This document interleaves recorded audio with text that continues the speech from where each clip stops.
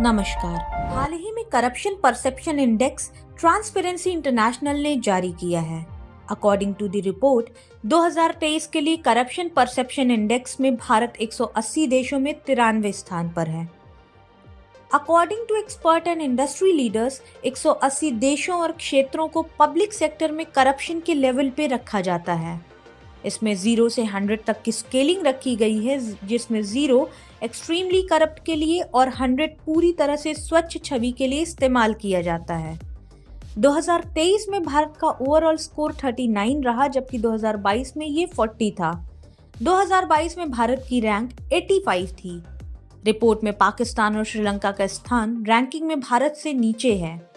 Bangladesh 149, Pakistan 133 and Sri Lanka 115 स्थान पर है।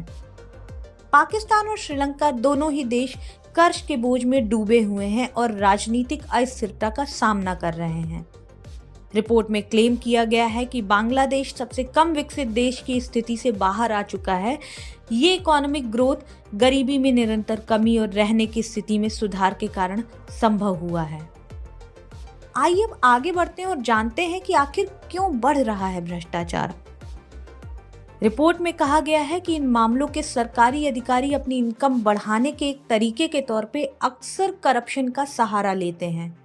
According to the report, Asia Pacific region 2024 में एक बड़े इलेक्शन ईयर का सामना कर रहा है, जिसमें बांग्लादेश, भारत, इंडोनेशिया, पाकिस्तान, सोलोमन द्वीप, दक्षिण कोरिया और ताइवान में चुनाव होंगे।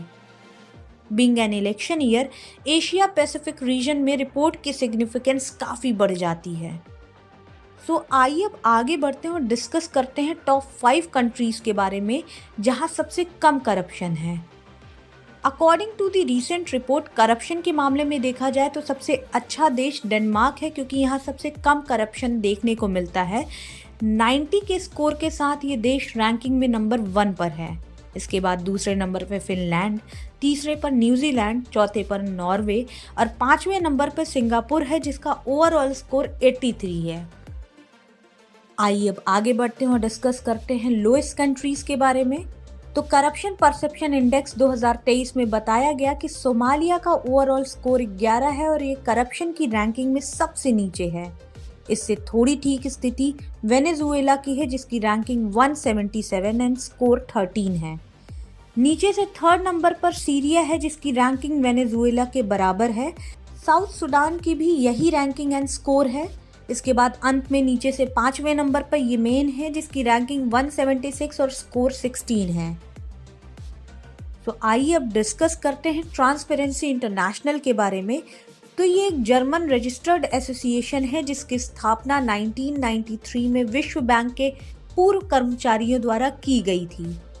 बर्लिन में स्थित इसका non profit and non governmental उद्देश्य सिविल सोसाइटी एंटी करप्शन उपायों के साथ ग्लोबल करप्शन से निपटने और भ्रष्टाचार से उत्पन्न होने वाली आपराधिक गतिविधियों को रोकने के लिए कार्यवाही करना है।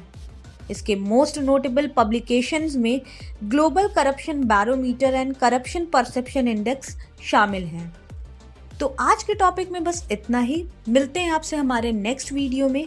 तब तक के लिए हमारे चैनल को सब्सक्राइब करना और बेल आइकन प्रेस करना ना भूलें।